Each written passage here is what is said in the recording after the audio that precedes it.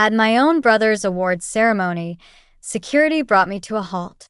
"Ma'am," the guard stated, "I'm afraid your name isn't on the list."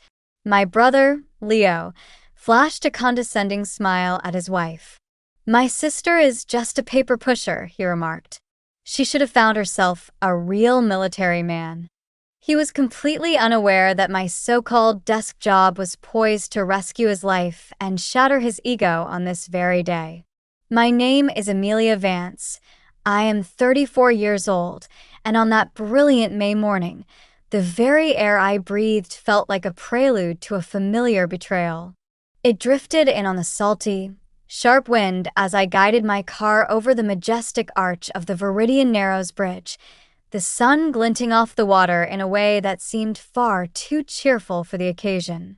The sapphire expanse of Narragansett Bay stretched out to my right, dotted with sailboats, their white canvases catching the light, an almost dreamlike contrast to the hard, unyielding reality I was driving towards.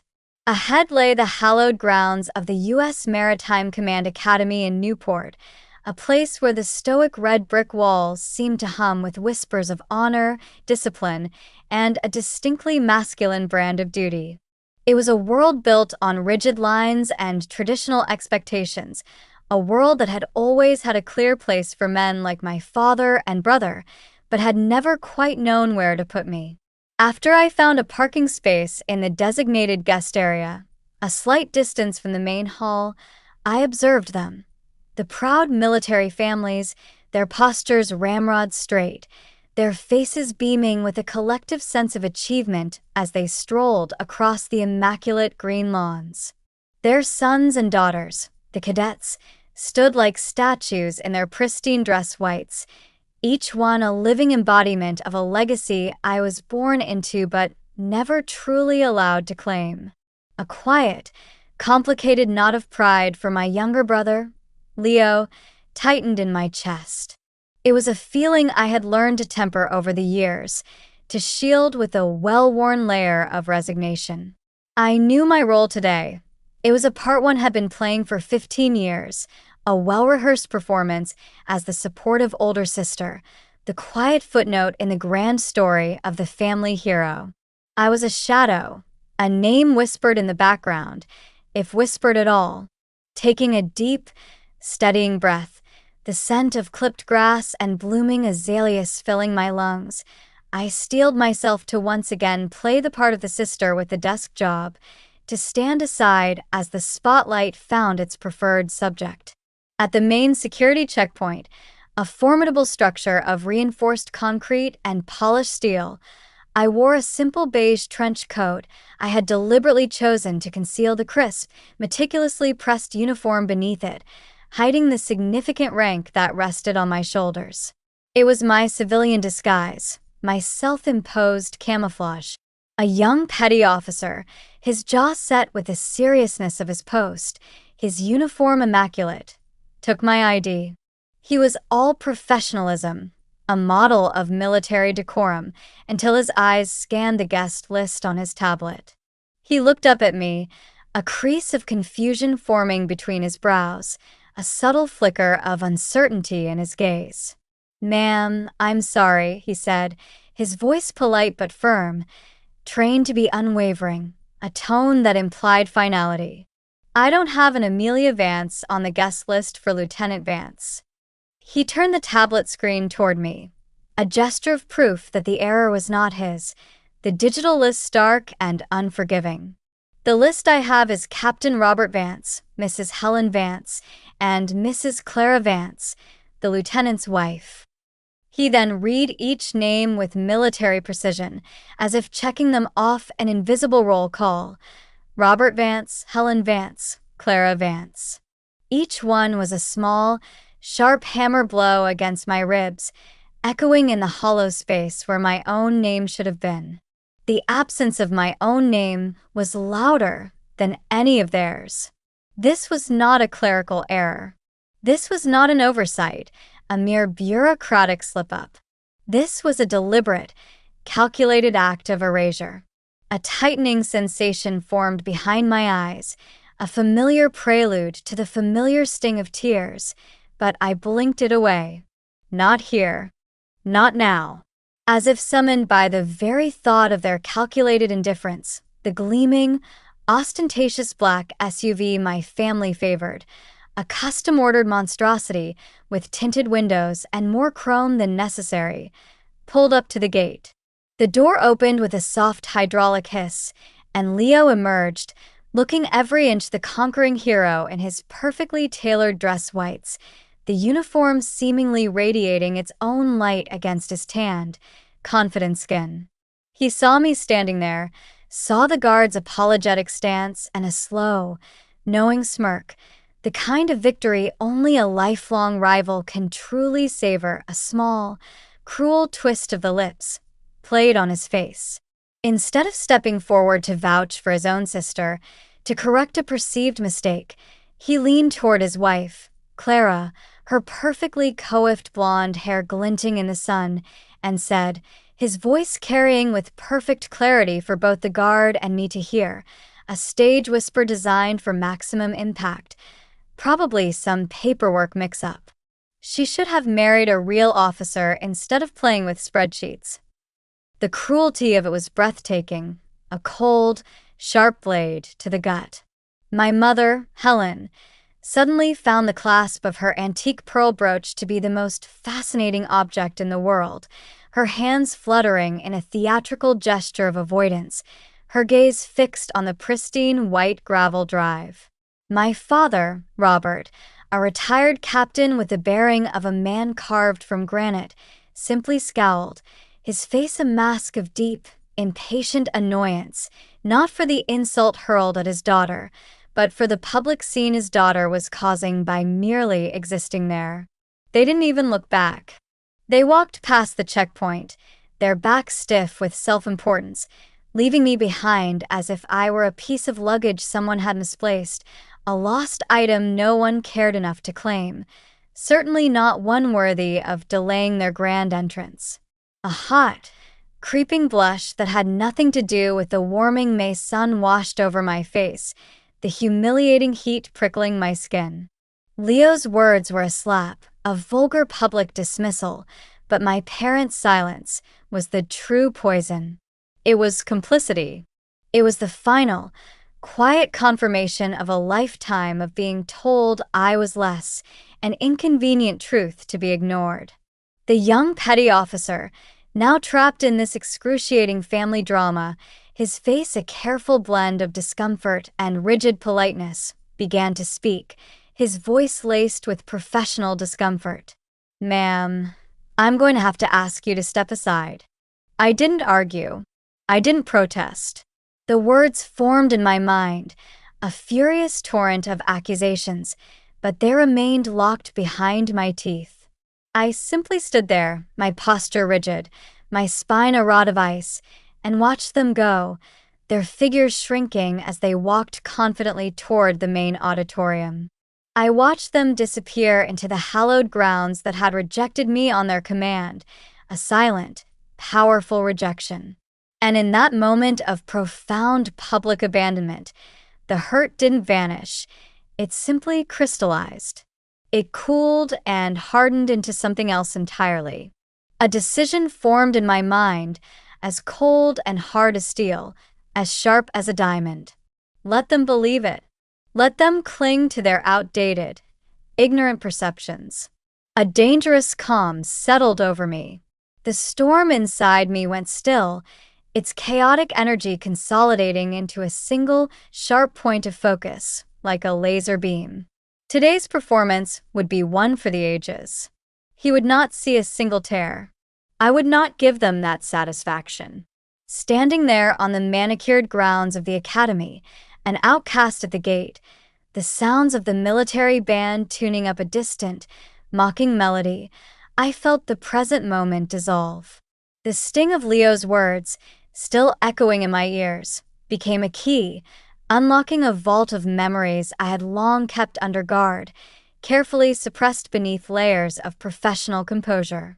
The cool, controlled woman I was now, the one who navigated global threats, faded, and in her place stood the ghost of a teenage girl, forever standing on the outside of a circle of light, looking in, yearning for a recognition that never came. The memory that surfaced first was drenched in the smell of charcoal and freshly cut grass, the suffocating sweetness of summer. It was the day Leo's acceptance letter to the academy had arrived. My father, a man who rarely showed emotion beyond a stoic nod or a stern frown, a man whose approval was a rare, precious commodity, had transformed.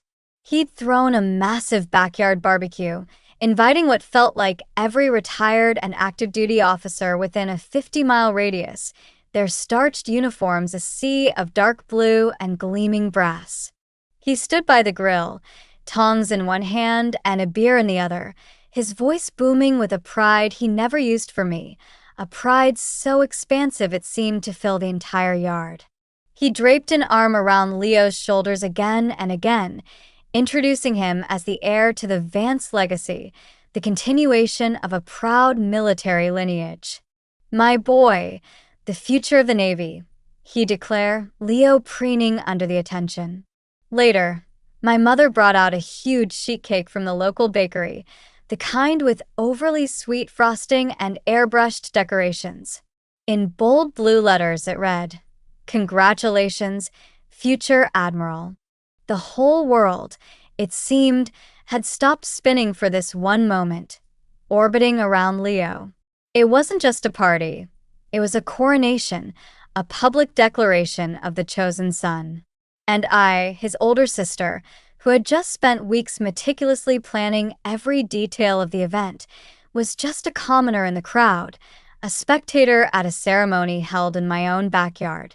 I smiled, I clapped, I offered effusive congratulations, and I felt utterly and completely invisible, a spectator in my own life. The universe has a cruel sense of irony, a timing so precise it felt deliberate. That very same week, I had won a National Science Fair award.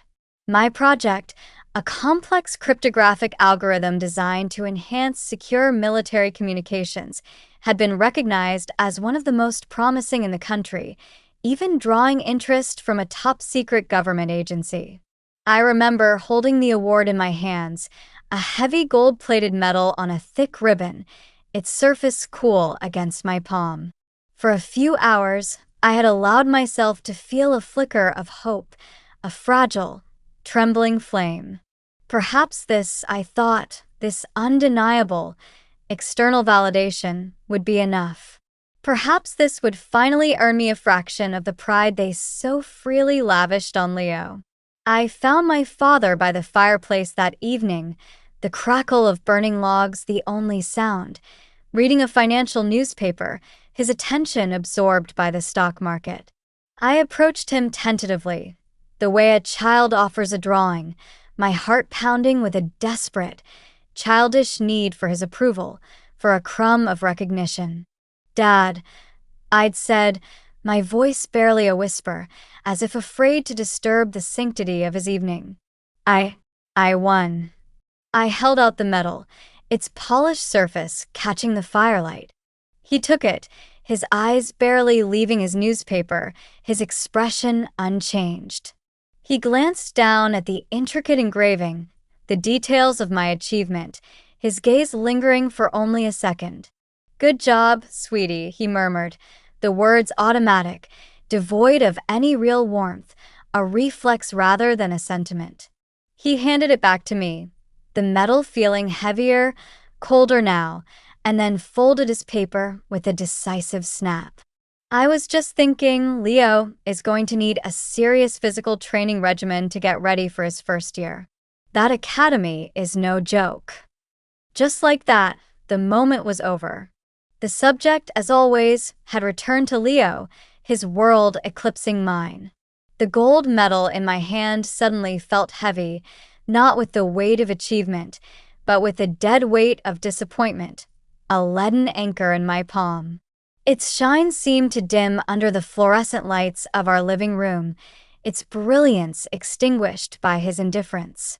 Later that night, alone in my bedroom, the silence amplifying my hurt. I opened an old wooden box where I kept forgotten things: childhood trinkets, old letters, dried flowers from long-past dances. I placed the metal inside, nestled it between a dried corsage and a silver dollar from my grandfather, and I closed the lid with a soft click. It became a secret I kept from the world, a silent, painful reminder that my victories, no matter how significant in my own world, were simply invisible in theirs, mere footnotes in the grand narrative of Leo's rise. That feeling of invisibility crystallized even further a few years later on the evening I told them my own career choice.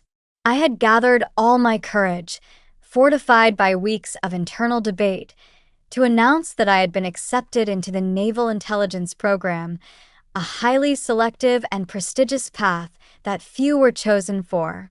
We were at the dinner table, the clinking of silverware the only sound, when I finally spoke the words. My father muted the TV, the sudden silence jarring, his face hardening into the mask of disapproval I knew so well, a familiar grimace. He stared at me across the coffee table, his silence more intimidating than any shout, a heavy blanket of judgment. Intelligence, he finally said, the word tasting like an insult on his tongue, a bitter accusation. That's a support role, Amelia. It's for people who can't make it in combat. The Vance family are not support staff. We lead. We fight. My mother, ever the peacekeeper, the mediator of male tempers, jumped in with a placating smile, a nervous flutter in her eyes. Now, Robert, she'd said softly, laying a hand on his arm, a gesture meant to soothe him. Perhaps it's safer for her that way. Intelligence isn't so dangerous. Her words were meant to be a comfort, a mother's concern, but they were a dagger, twisting in the wound. Safer for her. The implication was clear. I was weak, fragile, in need of protection, not suited for the real, glorious danger that men like my father and brother were born for the true glory of combat. They didn't see my choice as strategic, as a different kind of warfare fought with intellect and analysis, with data and insight. They saw it only as a deviation from the path of glory they had laid out, a quiet failure to uphold the family tradition, a lesser calling. That was the foundation upon which my entire career was built. On their dismissal, that was the fuel. The quiet, burning resentment from 1,000 tiny cuts had forged a resolve in me that they could never understand, a steel spine that grew stronger with every slight. My family thinks I play with spreadsheets. They picture me in a sterile government office, a beige cubicle under flickering fluorescent lights, my greatest daily challenge a paper jam in the printer or a slow internet connection. The bitter irony is that they're not entirely wrong about the sterile part. They just have no concept of what that sterility truly contains. They know nothing of the place we call the hub, a united facility buried deep underground, shielded from any form of electronic eavesdropping, a veritable fortress of information. The air is cold, recycled, tasting faintly metallic, and carries the low, constant hum of powerful servers, a living, breathing entity of data. There are no windows. The only light comes from the giant curved wall of screens in front of me, a mosaic of glowing maps, real-time drone feeds, and cascading lines of code that scroll too fast for an untrained eye. This was my office. This was my battlefield. It was a place of silent, constant warfare. I remember one particular night, a Tuesday that bled into a Wednesday, the passage of time marked only by the shifting light of the screens. The air in the hub was thick with tension you could almost taste, a metallic tang of adrenaline and high stakes. We were coordinating a high-risk hostage rescue in the Gulf of Aden. A civilian oil tanker, the MV Athena, had been boarded by heavily armed pirates, and a dozen lives hung in the balance, civilians caught in a geopolitical crossfire. My team of analysts, the sharpest minds in the Navy, fed me data streams in a quiet, focused rhythm, their voices low and steady in my earpiece, a calming counterpoint to the chaos on the screens. My job was to see the whole board, to connect the dots faster than our enemy could, to predict their next move before they even thought of it. Falcon 1 confirmed target location. "You are 2 mics out," I said into my headset, my voice calm, betraying none of the raw adrenaline pumping through my veins. On the main screen, a satellite thermal image showed a cluster of heat signatures on the tanker's deck. A blur of life and threat. "Hawkeye, give me thermal resolution on the bridge. I need a personnel count. Confirm weapon types if possible." The image sharpened, pixelating into stark reality. 7 hostiles, their weapons clearly defined, 12 hostages huddled together, their fear almost palpable. The lives of a SEAL team, Falcon 1, depended on my next series of commands, on my ability to process and predict, to find the subtle anomalies. This wasn't a spreadsheet. This was a high-stakes chess match where the pawns were human lives, and I was the one moving the most important pieces across the global board.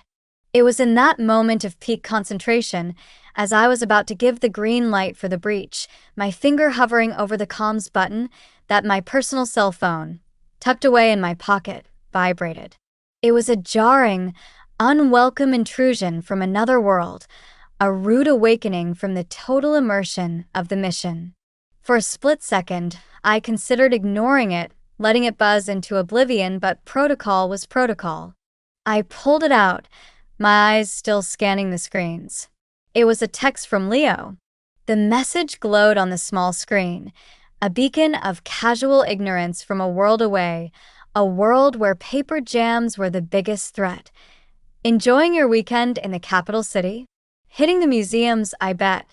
Don't work too hard on those reports, sis." I read the words, and a cold, bitter wave of irony washed over me, a chilling realization of the vast chasm between our realities.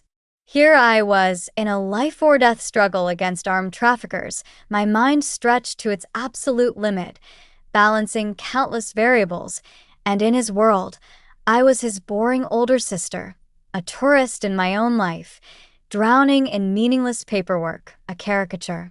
The condescending nickname, Sis, felt like a final twist of the knife, a reminder of his utter dismissal. I took a breath, my fingers tightening on the phone for a second before I thumbed the power button, plunging the screen into darkness, the casual insult now invisible.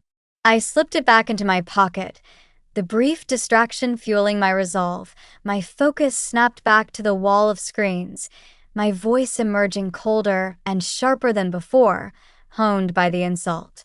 "Stand by, Falcon 1, I commanded, my eyes catching a flicker of movement on a secondary feed, a low-resolution image from a coastal surveillance camera. A small fishing boat, unlit, was approaching the tanker from the stern, barely a ghost on the choppy water. It wasn't on any maritime charts, wasn't broadcasting any transponder signals. It was a ghost. "Hawkeye, focus on that trawler, now. Thermal sweep. Give me an immediate count." The thermal image zoomed in. The boat was cold, a simple wooden hull, but the shapes inside were not. 6 more heat signatures, armed to the teeth, positioned to provide suppressing fire. An ambush. They were waiting for the SEALs to board, drawing them into a trap. "Falcon 1, abort, abort." My voice was sharp, cutting through the silence of the hub, laced with urgency and authority. "I repeat, abort the breach. You have a secondary hostile force approaching from your 6. They're walking you into a kill box. Initiate defensive maneuvers now." A wave of relief, silent and profound, washed through the room as the SEAL team confirmed the new orders, their voices tight with the realization of the near miss. My analysis in that split second had just saved their lives, prevented a massacre. Hours later, At 3 a.m., with the mission successfully concluded and the hostages secured, I finally returned to my empty apartment in the capital city. The adrenaline had faded, leaving behind a bone-deep exhaustion that permeated every cell of my body. The city lights twinkled through my window, a sprawling galaxy of strangers, none of whom knew what had just transpired in the darkness on the other side of the world, what battles had been fought and won in the silent shadows. I walked to the liquor cabinet, my movements heavy, my mind still replaying the mission, and poured a generous 2 fingers of Kentucky bourbon into a heavy glass. No ice. I stood by the window, swirling the amber liquid, the silence of the room a stark contrast to the controlled chaos of my work. A deafening quiet. I thought about the men of Falcon 1, teammates whose faces I would never see, whose thanks I would never hear. I thought about the string of victories attributed to anonymous intelligence sources, the unsung triumphs buried in classified reports. Solitude was the price of this silent power, this hidden authority. My family thought I pushed paper. They had no idea that those papers held the fates of nations, that the ink from my pen could move armies and shift the balance of power, that my decisions saved lives. They saw a desk job. I saw a global chessboard. And I had long ago accepted the terms of my service. I accepted the loneliness, the secrecy, the crushing weight of it all. Because the mission was always more important than a wounded ego, more important than their approval. Hope arrived when I least expected it, not in a blaze of glory, not with fanfare, but in the quiet of a corner office in the Citadel, the very heart of naval power. It smelled of worn leather, old books, and freshly brewed coffee, a comforting, grounding scent. 2 days after the Gulf of Aden operation, 2 days after Leo's text message had sliced through the tension of the hub, I was summoned by General Armstrong. He was my commanding officer, a 4-star general with a reputation for being as brilliant as he was tough, a man of quiet authority and immense respect. His office, unlike the windowless hub, overlooked the river, the Potomac winding its way towards the bay, and the walls were covered not with medals, but with maps and photographs of him with soldiers in the field, tangible reminders of real service. He gestured for me to sit as he walked over to a coffee machine humming quietly in the corner, a domestic sound in a military space. "You look exhausted, Amelia," he said, his back to me, his voice gruff but kind. His use of my first name was unusual, a sign that this was not a formal debriefing, but something more personal. He turned around and handed me a heavy ceramic mug filled with steaming black coffee, its warmth spreading through my cold hands. It was a simple gesture, but in the context of my life, where gestures of warmth were rare, it felt monumental, a small act of recognition. He sat down behind his large mahogany desk, its polished surface reflecting the river light, and looked at me, his gaze direct and piercing, yet completely devoid of judgment. It was the kind of look that made you feel seen, truly seen, not just as a subordinate or a set of skills, but as a person, as Amelia. "You saved 12 lives the other night," he stated, his voice a low, steady rumble, an undeniable fact. "And the lives of the entire SEAL team.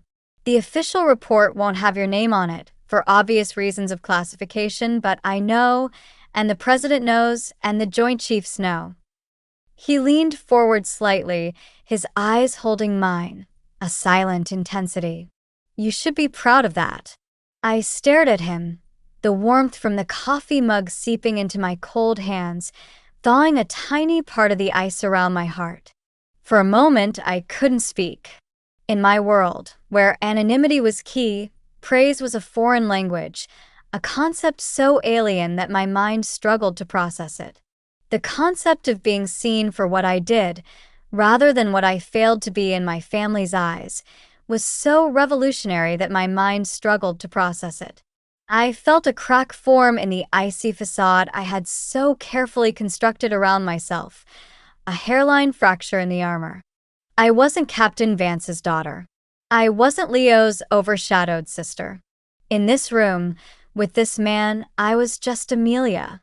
And for the first time in a very long time, that felt like enough, a profound sense of sufficiency.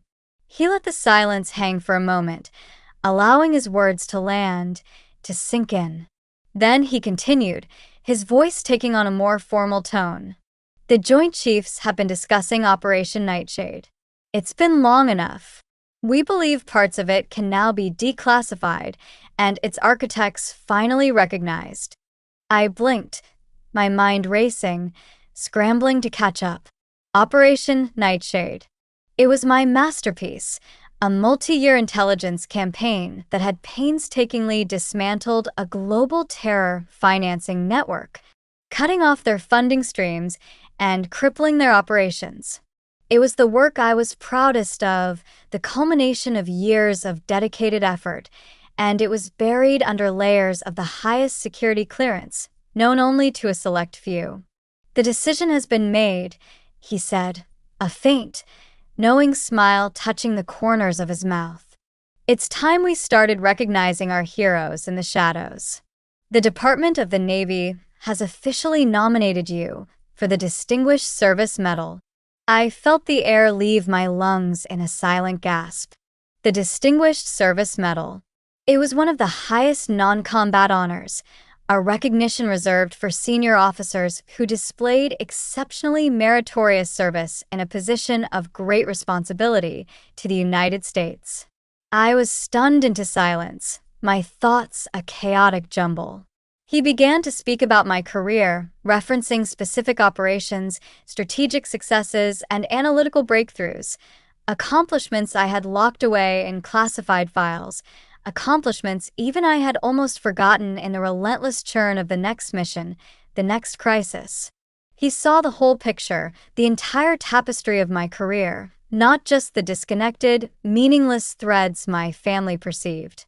An unfamiliar emotion, hot and unfamiliar, swelled in my throat, a lump that made it hard to swallow. On impulse, driven by the unexpected safety of this space, by the sheer, unburdened recognition, I heard myself confess the one thing I never spoke of, the deep-seated wound. "Sir," I said, my voice barely a whisper, thin and vulnerable. "My own family, they think I have a desk job. They think I push paper. They don't know what I do." I expected a nod of sympathy, perhaps a look of pity, a quiet understanding of my plight. Instead, General Armstrong leaned back in his chair and let out a deep, booming laugh that vibrated through the office. It wasn't a laugh of ridicule. It was a laugh of pure, unadulterated delight, of someone who appreciated a grand cosmic irony, a delicious turn of events. "A desk job," he roared, shaking his head in disbelief, wiping a tear of mirth from the corner of his eye. "Well then," he leaned forward again, his eyes twinkling with a sudden, brilliant idea, the gears of a strategic mind already turning. "In that case, Admiral Vance, I think we ought to give them the biggest surprise of their lives." He paused, letting the idea form, a master strategist seeing a new, exhilarating move on the board. "Your brother's award ceremony is next month, isn't it? At Newport." I nodded, still confused, still trying to process the magnitude of his earlier words. "How poetic would it be," he said, his smile widening, a mischievous glint in his eyes, "to recognize two of Captain Vance's children on the same day. For two very different, but equally vital, forms of service to this nation." His words landed in the silent, barren landscape of my hope and bloomed, bursting forth like a desert flower. A wild, audacious idea took root in my mind, the thought that my truth, my real story, could finally be brought into the light, not by my own desperate explanations, but by the undeniable, official recognition of the United States Navy, a power far greater than any family narrative. The thought was terrifying, and it was intoxicating, a potent draft of long-deferred justice. The seed of hope General Armstrong had planted felt fragile, a delicate green shoot in the barren soil of my heart, vulnerable to the slightest frost. But my memory, a far more cynical and experienced gardener, immediately conjured the ghost of the last 4th of July, a day that served as a perfect, suffocating reminder of why such hope was a dangerous thing to entertain, a fool's errand. The scene replayed in my mind like a worn-out home movie, a tableau of quintessential American perfection, almost painfully idyllic. My parents' sprawling backyard in suburban Virginia, heavy with the smoky, savory scent of burgers and hot dogs sizzling on my father's oversized gas grill, its chrome glinting. An American flag, Old Glory herself, waving proudly from a pole on the porch, her colors bright against the summer sky. A large blue cooler sweating in the afternoon sun, packed with cans of light beer and soda, condensation dripping onto the perfectly manicured lawn. It was a picture-perfect Rockwellian painting of family and patriotism. And as always, I was just part of the background scenery, a detail to make the composition feel complete, but never the subject. The true focus, the sun around which our entire family solar system was forced to orbit, was Leo. He held court on the freshly stained deck, a beer in hand, regaling a rapt audience of family friends and a few younger cousins with a tale from his last deployment in the Persian Gulf. It was a good story, I had to admit, full of roaring engines, tense standoffs, and split-second decisions that saved the day. It was also about 80% fiction, carefully embellished for maximum dramatic effect. I knew this because I had read the official after-action report, a document so classified that its existence was a secret, locked away in secure servers. I knew that in the real event, he was a supporting character, a competent officer who did his job admirably, but not the singular hero. But here, on a stage, under the adoring, almost worshipful gaze of our father, he had given himself the starring role, the lead protagonist in his own self-mythologizing.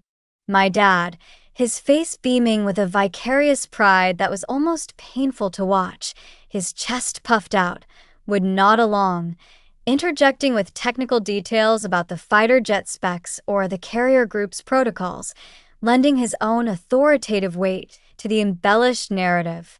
That's exactly how the Nimitz group would handle it, son, he'd declare, sealing the tale's veracity. It was a play, a tired, predictable one they had been performing for my entire life, a script written long before I was born, and I was, as always, the unwilling audience member, contractually obligated by blood to applaud a performance I knew was a fraud. Later, while my father and Leo were deep in a debate about military spending and the latest defense contractors, their voices a low, rumbling hum, my mother caught my arm with a gentle but firm grip. "Come help me in the kitchen for a minute, dear," she said, her voice bright and conspiratorial, a familiar tone that always signaled impending manipulation. This was her signature move, the gentle summons to a private space, away from prying ears, for a not-so-gentle, soul-crushing critique disguised as loving advice. In the cool of the kitchen, the scent of spices and freshly baked goods providing a misleading comfort, she pulled a large bowl of potato salad from the refrigerator, her back to me as she fussed with the plastic wrap, her movements precise and deliberate. "You see Clara out there?" she began, her tone meticulously casual, as if merely making an observation. "She just knows how to take care of Leo. She anticipates his needs. She makes his life so easy when he's home. It's a real gift, you know." She turned to face me then, her smile a carefully constructed mask of maternal concern that didn't quite reach her eyes, a disconnect that always unsettled me. A career is a wonderful thing, Amelia. We're very proud of you, of course. For a woman, it's quite commendable. I braced myself, my internal shields already rising. I knew what was coming next, the familiar pivot. But you mustn't forget about your own happiness. A woman needs a partner, a family, to be truly fulfilled. She paused for effect, then lowered her voice conspiratorially. My friend Diane from the book club, her son Richard, he's an orthopedic surgeon, very successful, very handsome, and has a lovely practice in Alexandria. And he's finally single again. I was just thinking. I let her words wash over me, each one a tiny, perfectly aimed dart, striking the old, familiar wounds. It wasn't about my happiness. It was a judgment, a dismissal of my life choices. It was a quiet, firm declaration that my life, the one I had sacrificed and fought for, the one I had painstakingly built for myself in the shadows, achieving what few women had, was fundamentally incomplete. My career, in her eyes, was not a source of pride or fulfillment, but a temporary placeholder, a waiting room for the only event that truly mattered in a woman's life. Marriage and motherhood. I wasn't a success. I was a problem to be solved, a loose end to be tied up in a neat matrimonial bow with a doctor, a respectable, well-to-do man. That's very thoughtful of you, Mom, I said, my voice perfectly even, a testament to years of practice, a hard-won emotional discipline. But I'm happy. My work fulfills me. The life felt thin and brittle in the air between us, a fragile shield against her well-meaning but crushing expectations. When we returned to the patio, the sun was beginning its slow descent, casting long, dramatic shadows across the lawn, painting the scene in hues of gold and purple. Leo, now 3 beers in, was louder, his confidence amplified by the alcohol and the fawning audience, his voice booming over the gentle hum of conversation.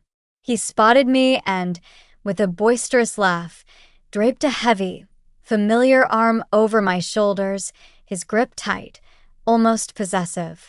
His gesture was a prelude to an attack disguised as brotherly affection, a performance for his captive audience.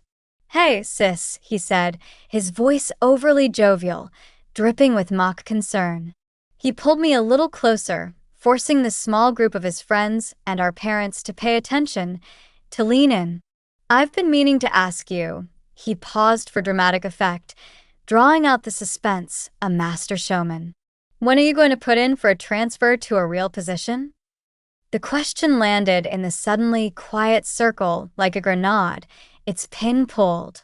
"I mean," he continued, either oblivious or indifferent to the sudden tension, his smile unwavering, "somewhere you can actually make a difference? Somewhere like, a ship? Or a squadron? Must be pretty damn boring sitting in the Citadel all day, pushing paper. Don't you get tired of that beige cubicle life?" And there it was, the annual public dismissal of my entire life's work, served up with a smile and a pat on the back. In front of everyone, he had reduced my career, my sacrifices, my secret victories and crushing responsibilities, to nothing more than a boring, meaningless waste of time, a trivial pursuit. He wasn't just asking a question. He was passing a verdict, a public shaming. I felt it then, a wall of ice beginning to form around my heart, a defense mechanism I had perfected over decades, honed by a lifetime of these precise moments. It started at my core and spread outwards, a cold, crystalline barrier against the casual, smiling cruelty of his words, against the insidious poison of their dismissal.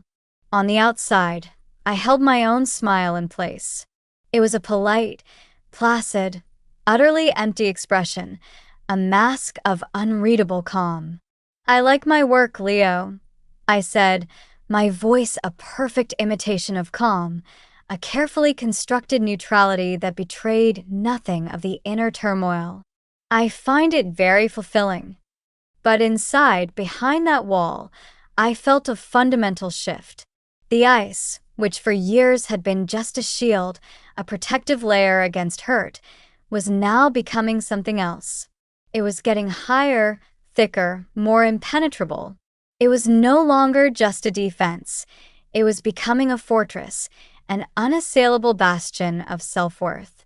And I knew, with a certainty that chilled me to the bone, that it was very, very close to reaching its peak. The construction was almost complete. Have you ever had a moment where time seems to slow down, where the world narrows to a single, hyper-focused point of humiliation, every detail magnified, every sound amplified? That was me, standing at the gate, with the guard's polite, dismissive words hanging in the air. "Ma'am, I'm going to have to ask you to step aside." It's the politeness that makes it worse, isn't it? The professional, dispassionate tone that says, "This isn't personal. I'm just doing my job," when everything about the situation feels deeply, excruciatingly personal, a direct attack on your very being. My feet felt like they were cemented to the asphalt, heavy and immovable. I was an exhibit in a zoo of my own family's making, trapped in the spotlight of their casual cruelty, a spectacle for onlookers. A few other arriving guests, dressed in their Sunday best, were beginning to cast curious, lingering glances, sensing the unfolding drama. My ears burned, my cheeks flushed a deep crimson. The scent of salt from the bay, usually invigorating, now seemed to mock me, a reminder of the vast, open world beyond this suffocating gate. And then, through the thick, suffocating air, a new sound emerged. It was the quiet, confident purr of an engine you only find in a government-issued black sedan, powerful and understated. The car glided to a stop beside us, the tires whispering on the asphalt, and when the rear door opened, General Armstrong emerged.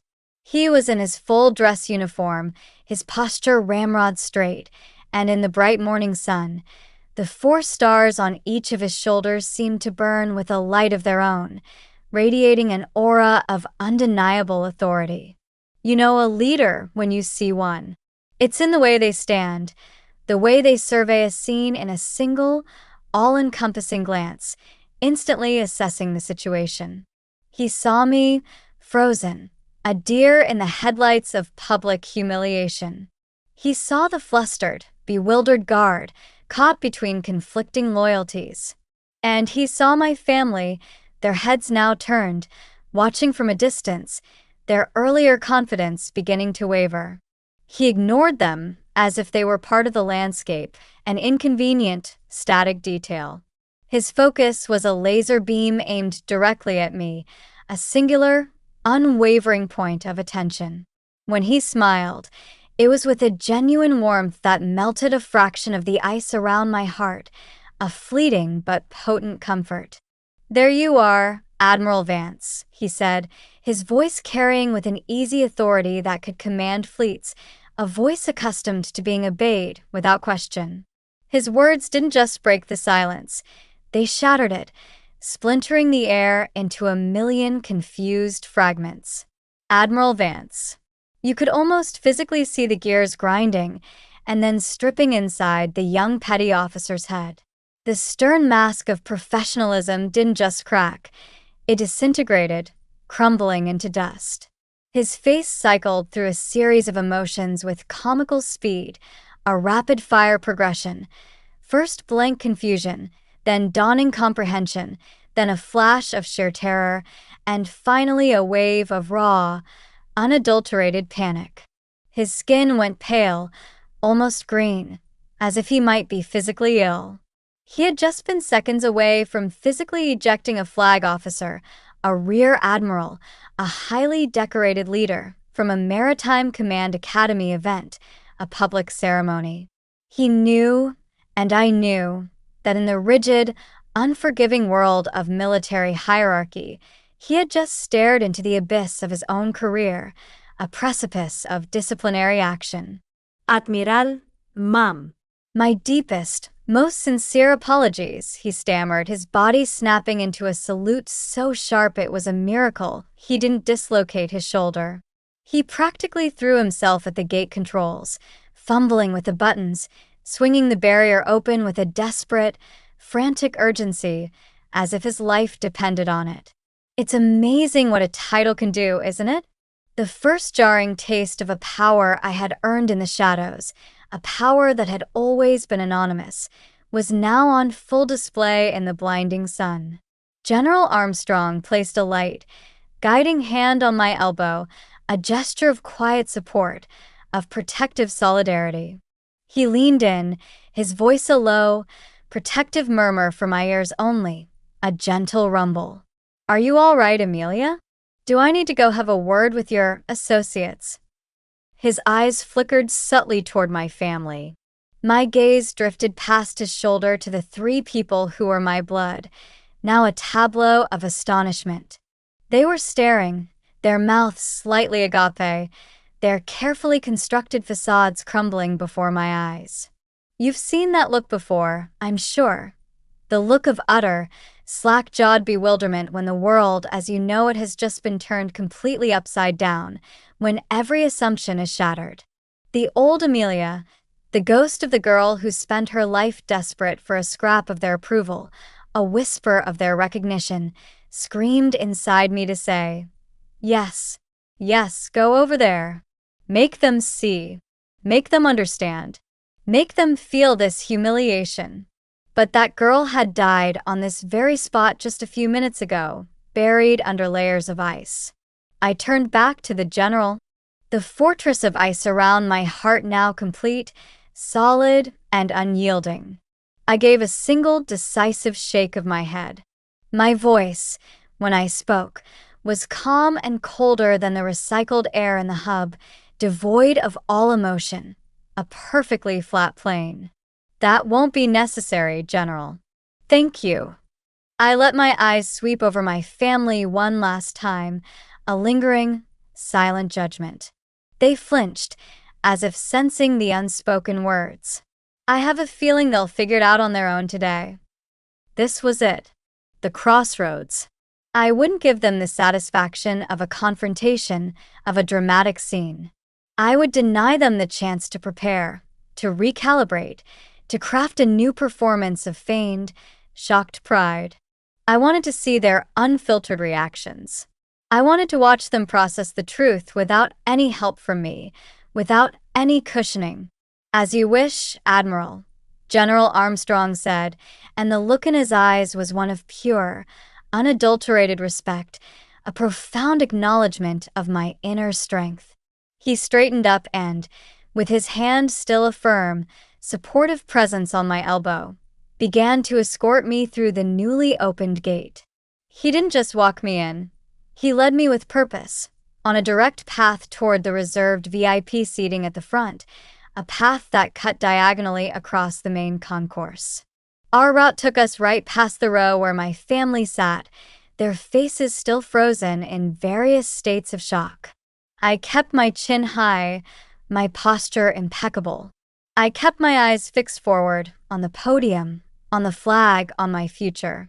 I did not grant them a single glance, a single flicker of recognition, but I felt their gaze on me like a physical force, 100 pounds of bewildered pressure. As we passed, I heard it, a choked, incredulous whisper from my father to my brother, barely audible above the rising murmur of the crowd. "Admiral?" That one word, spoken in a tone of utter disbelief by the man who had dismissed my life's work, who had scoffed at my career choice, was the final, echoing drop. A lifetime of slights flashed through my mind. The ignored science fair medal, the condescending jokes about my desk job, the endless, gushing praise for Leo's real service. Every moment of feeling invisible, of being told I wasn't enough, of being cast aside, it all came to a head in that single, whispered question, that belated, bewildered recognition.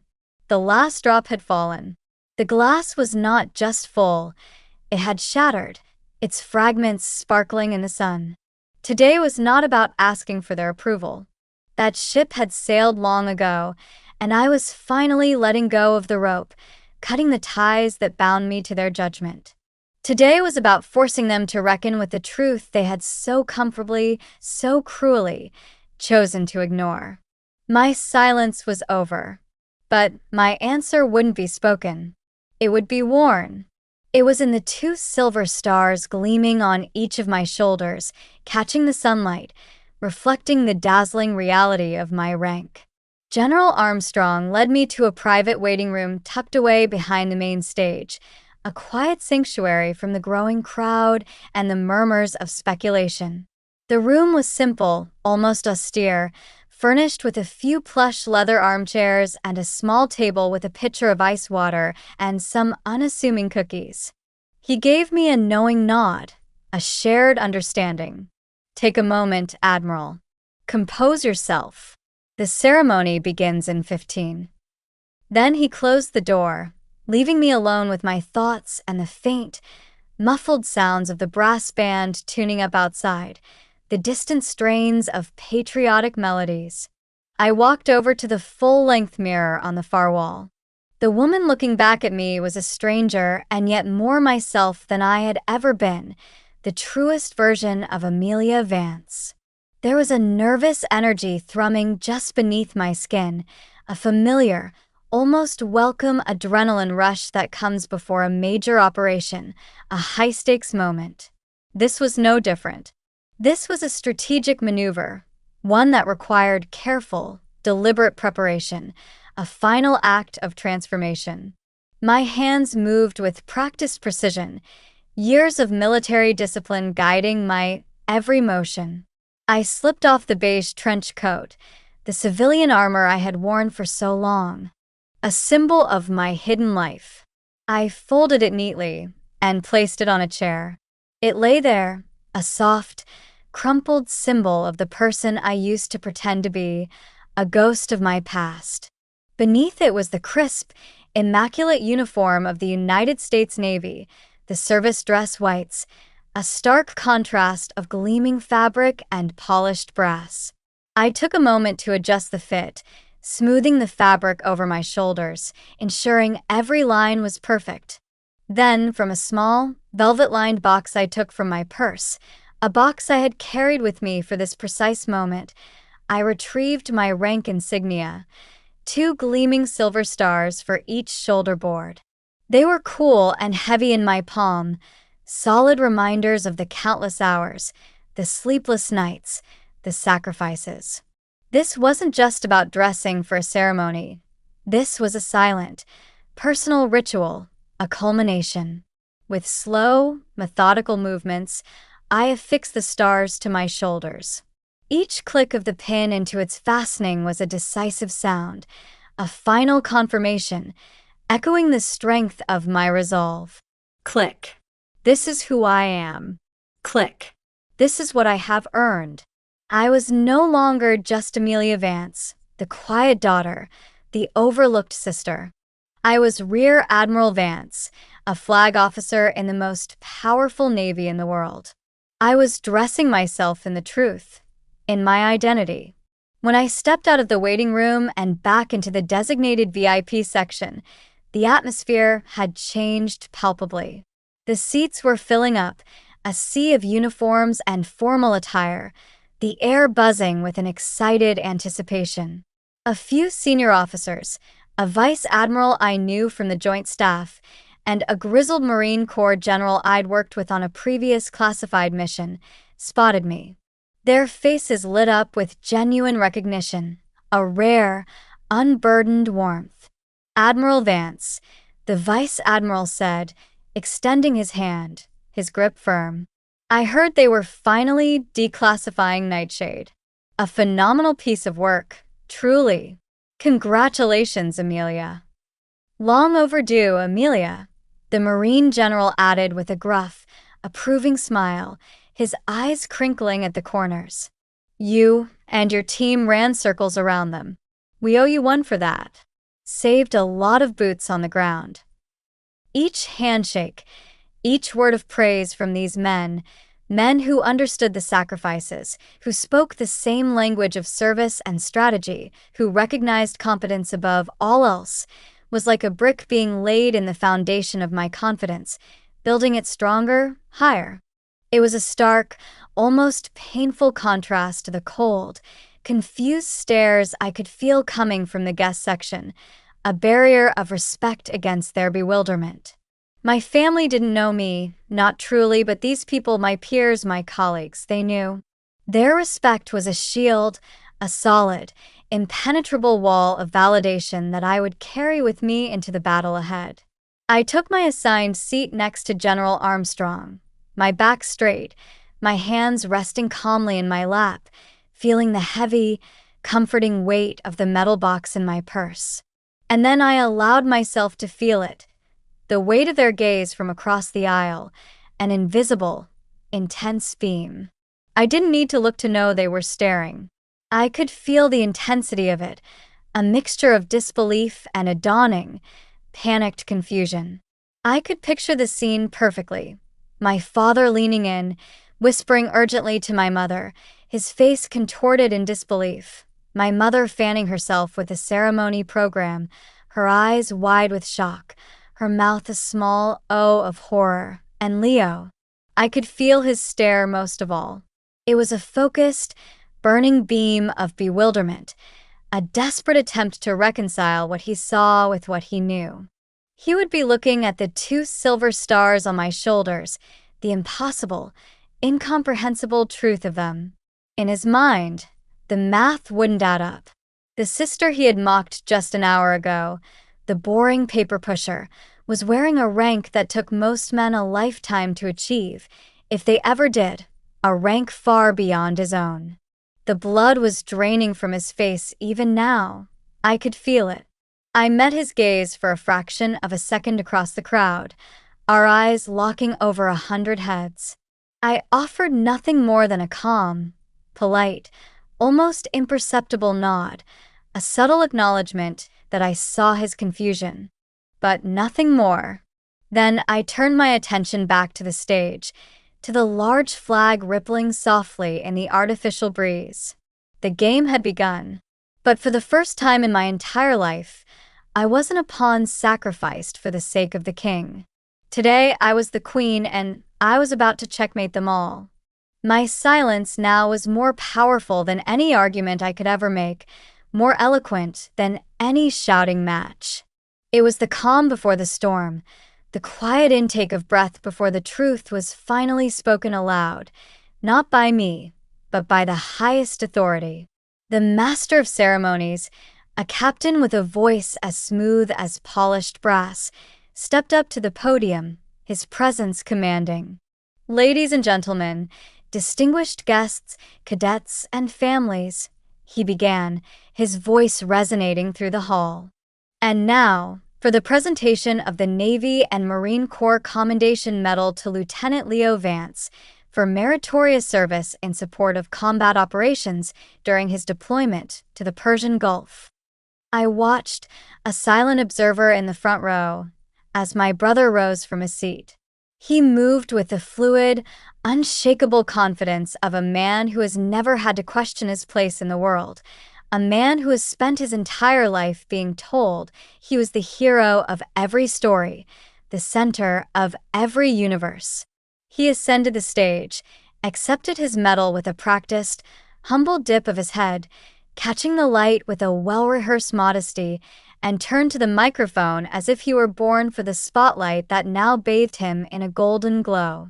His acceptance speech was flawless, a masterclass in charm and filial piety delivered with a practiced sincerity. He thanked the Navy for the incredible honor, his commanding officers for their steadfast leadership, and his dedicated crew for their unwavering courage. Then he turned his charismatic gaze toward our family, a performance of familial devotion. "I want to thank my father, Captain Robert Vance," he said, his voice ringing with a sincerity that could move mountains, a powerful tribute, "for teaching me what it means to be a warrior, for showing me the path of duty, honor, and courage, the true Vance legacy. He smiled at my mother, a warm, affectionate smile, a loving gesture, and to my mother, Helen, for her unending support, her prayers, and her endless encouragement. He then gave a subtle, charming wink to his wife, Clara, who blew him a kiss from the audience. And of course, to my beautiful wife, Clara, for being my rock, my anchor in every storm, my reason for coming home. He paused then, a performer's trick, letting the weight of his gratitude settle over the room, allowing the applause to begin its polite murmur.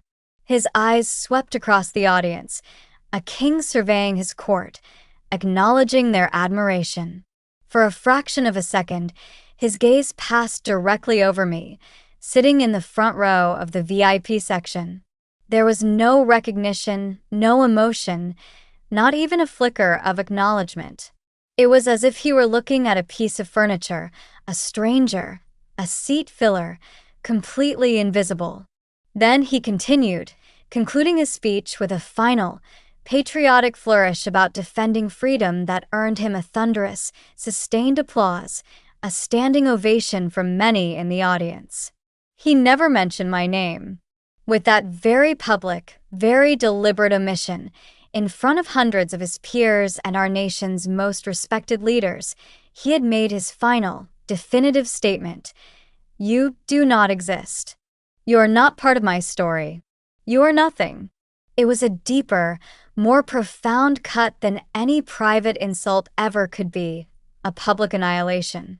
It was an erasure on a public record, a final declaration of my irrelevance, a sentence passed down in front of a nation. As he walked off the stage, soaking in the adoration, basking in the glow of his supposed triumph, I felt the last faint flicker of any sisterly sentiment within me extinguish, leaving behind nothing but cold, hard clarity, a crystalline void. The ice around my heart had solidified into an impenetrable barrier. When the applause finally faded, General Armstrong did not return to his seat. Instead, with a quiet purpose that immediately drew every eye in the room, he walked to the podium. The entire auditorium, a moment ago filled with sound, fell into a sudden, expectant silence, a collective holding of breath.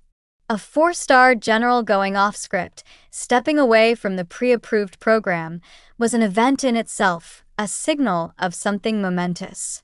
Ladies and gentlemen, he began, his voice commanding the air, a low rumble that needed no amplification to reach the furthest corners of the hall, filling every space. We have a special, unscheduled addition to today's ceremony.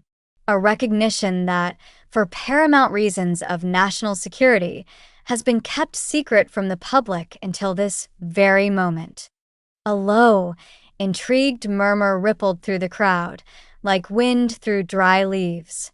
I saw Leo, now back in his seat, lean over and whisper urgently to my father, a confused frown creasing his brow, an air of growing unease.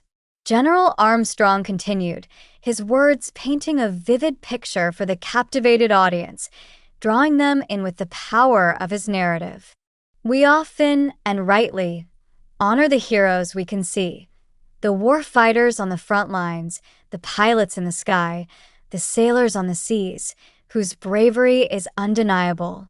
But there is another kind of hero, one who serves in the deepest shadows of the world, one whose victories are not measured in territory gained, but in tragedies averted, in lives saved, in conflicts stifled before they can erupt. Their battlefield is a global network of whispers, data, and secrets, a complex web of information. The air was now thick with anticipation, almost crackling. The audience was leaning forward in their seats, completely under his spell, sensing the magnitude of what was to come. Today, the general boomed, his voice resonating with a fierce pride that seemed to shake the very foundations of the hall. We have the distinct honor of finally recognizing the commander of the now declassified Operation Nightshade, one of the most successful and critically important intelligence operations in the modern history of the United States Navy, an operation that shifted the balance of power and saved countless lives. I could hear my father's voice, a hoarse, confused rasp carrying across the aisle, a desperate plea for understanding. Nightshade? What the hell is nightshade? Robert, do you know anything about this? He looked utterly bewildered. Then General Armstrong's gaze lifted from the crowd, sweeping over the rows until it landed directly on me, a singular, powerful spotlight in human form. He held my gaze, a small, almost imperceptible smile touching his lips, a shared secret between us. Ladies and gentlemen, it is my profound honor and my personal privilege to ask her to the stage, Rear Admiral Amelia Vance. For a single, solitary heartbeat, there was nothing. Absolute, deafening silence. The world seemed to hang suspended in a universe of stunned disbelief, a collective intake of breath. And then, like a brush fire, a wave of whispers swept through the auditorium, growing louder, turning into exclamations. Admiral Vance? Did he say a rear admiral? Amelia Vance? I rose from my seat, a quiet dignity in my movements, the silver stars on my shoulders glinting. And as I did, something extraordinary, something beautiful happened. Every single uniformed person in that room, from the youngest ensign in the back rows to the most decorated captains and generals in the front, rose to their feet as one. It wasn't planned. It wasn't coordinated. It was a reflex born of instinct, protocol, and a lifetime of ingrained discipline, a spontaneous act of military hierarchy and profound respect. It was respect. A cascading wave of white and blue uniforms standing in silent, stunned deference. All except for 3 people. My family remained seated, frozen in their chairs as if a gorgon had turned them to stone, their faces a canvas of shock. They were a tiny, isolated island of profound shock in a vast, rising sea of honor. My father's face was a mask of pure, slack-jawed incomprehension, his eyes wide and unfocused. My mother's hand was pressed hard against her mouth, her knuckles white, her eyes wide with a dawning horror that was almost theatrical, a silent scream. And Leo's face was ashen. The confident, golden boy tan had vanished, replaced by a pale, sickly, almost green pallor. His jaw hung open, a grotesque mimicry of disbelief. I walked toward the stage. Each step was steady, deliberate, confident, a silent march of triumph. I could feel the weight of my own power, the quiet, immense authority I had carried in secret for so long, finally revealed. I was no longer a shadow. I was walking into the light, into the full, unblinking glare of recognition. On the stage, General Armstrong took the Distinguished Service Medal from its rich, velvet-lined box, the heavy weight of the award clear even from the distance. As he pinned the prestigious medal to my uniform, the audience now a roar of applause, he leaned in, his voice a low whisper meant only for me, a conspiratorial murmur. Time to tell your story, Admiral. Every last detail. He turned back to the microphone, but he did not simply read the official, dry citation from a piece of paper. He told the story. He spoke of the youngest rear admiral in modern naval history, a ghost who had commanded a global intelligence network from the deepest parts of the shadow world, a silent, unseen commander. He spoke of strategic victories that had averted regional wars, of intel that had directly saved the lives of over 5,000 civilians in a single year from terror attacks and natural disasters, all through meticulous planning and foresight. He painted a picture of a new kind of warfare, fought not with guns and bombs, but with intellect, with data, with foresight, and with an unshakable will. He detailed operations that baffled our enemies, dismantling their networks from the inside out. And then he delivered the final, devastating, perfectly aimed blow, the coup de grace. And just last year, he said, his voice ringing with emphasis, with purpose, the sound cutting through the applause, it was actionable intelligence gathered and analyzed in real time by Admiral Vance's unit, working under extreme pressure and in absolute secrecy, that directly resulted in a U.S. destroyer being saved from a catastrophic, coordinated anti-ship missile ambush in the Persian Gulf, a brazen attack that would have resulted in an untold loss of life. I let my eyes drift from the general, from the cheering crowd, from the flashing cameras, to my family, and I watched the truth detonate in their faces, a slow-motion explosion of realization. My father looked like he had been physically struck, his body rigid, his eyes seeing something far away, replaying a history he never knew, a narrative that had been completely hidden from him. My mother let out a small, strangled gasp, a sound of profound distress, her knuckles white where her hand was pressed to her lips, a silent scream. But it was Leo's face I will remember for the rest of my life. The blood drained from it completely, leaving it a sickly, corpse-like white. The confusion was gone, replaced by a sickening, horrifying dawn of absolute comprehension. His eyes, fixed on me, widened in a moment of pure, devastating clarity. He knew exactly which destroyer that was. It was his. The applause felt like a distant ocean roar, a background hum to the shattering of their world. Standing on that stage, with the weight of the medal on my chest and the respect of my peers surrounding me, a palpable force of validation, I felt a sense of quiet, profound release. The battle was over.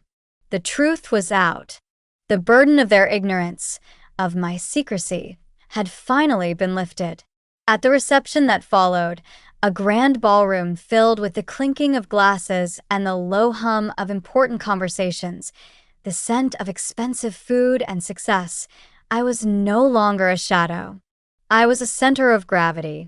A group of congressmen from the House Armed Services Committee, their faces alight with interest, were congratulating me when I saw them approach. My family.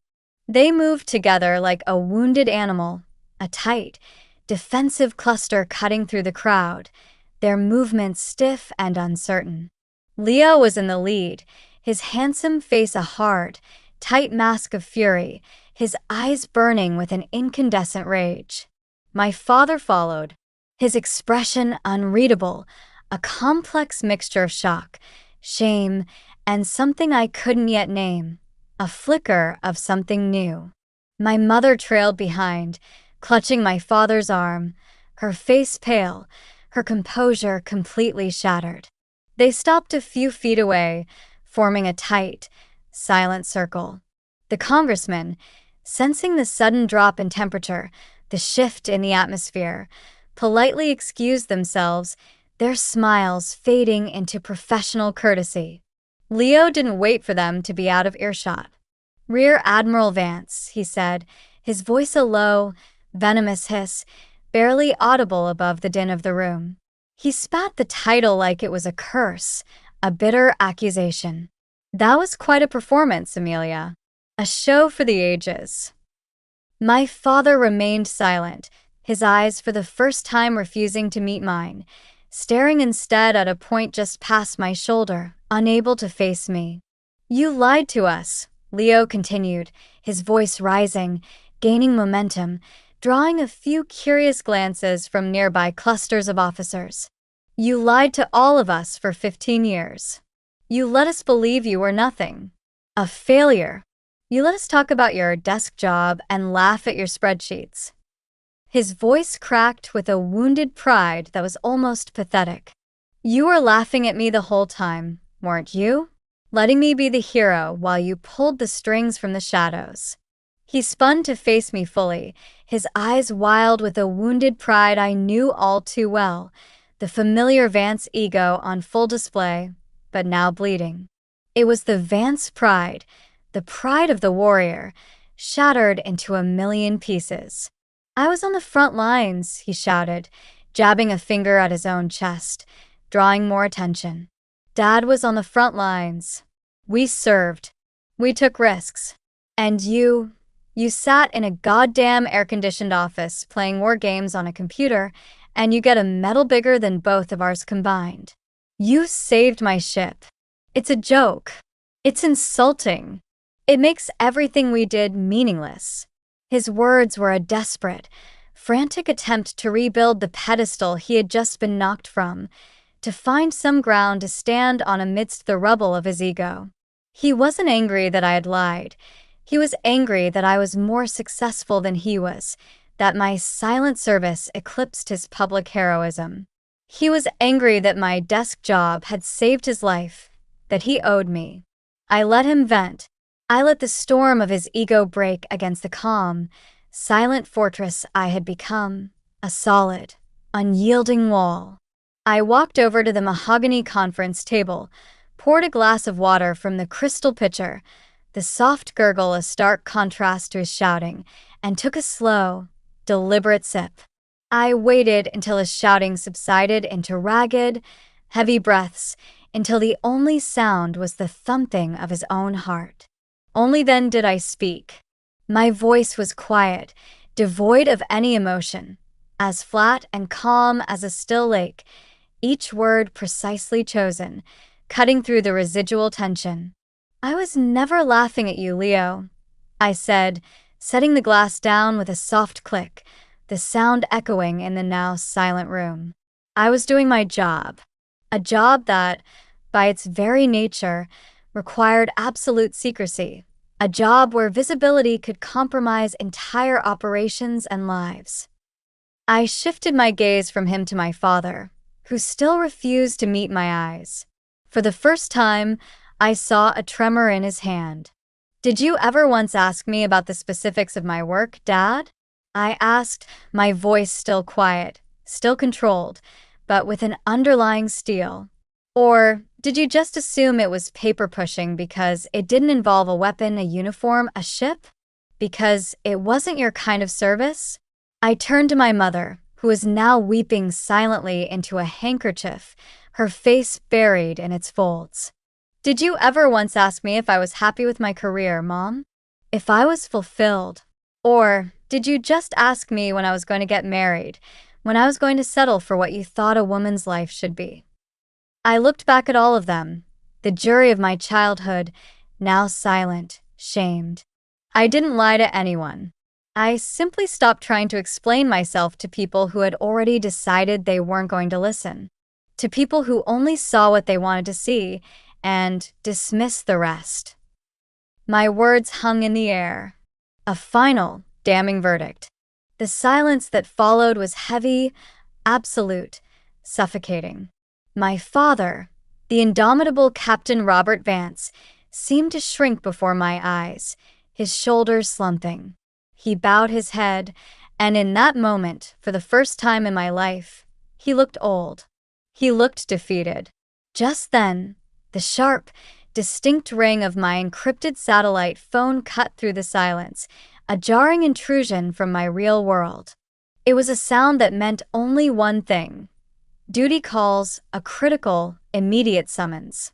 I glanced at the screen, a secure line from the hub, then back at the shattered remains of my family, their faces a mixture of raw emotion. I have to take this, I said, my voice crisp and professional again, the Admiral reasserting herself. It's a call I can't miss. It's mission critical. I turned and walked toward the door, my heels clicking softly on the polished floor, the sound sharp and decisive.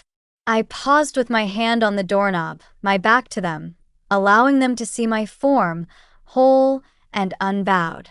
I allowed one last, small piece of my old self to speak, to offer a final, painful olive branch.